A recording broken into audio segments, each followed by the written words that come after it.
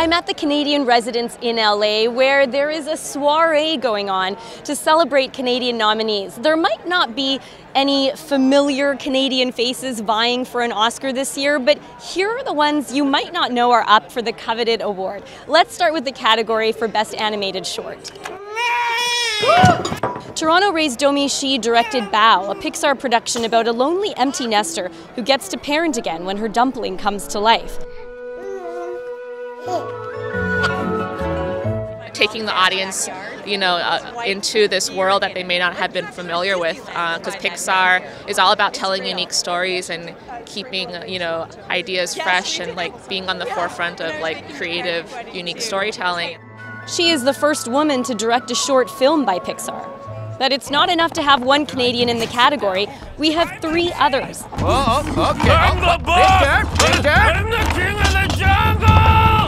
Animal Behavior, about a group therapy session for creatures, is by Vancouver's husband and wife team, David Fine and Alison Snowden.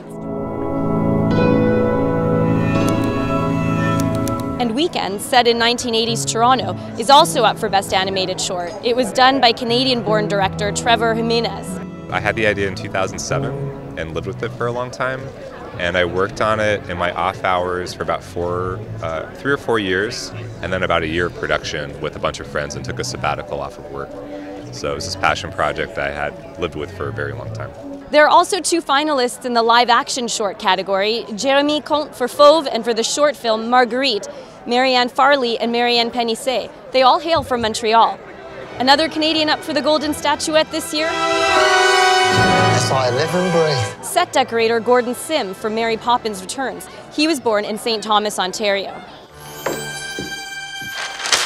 Mary Poppins.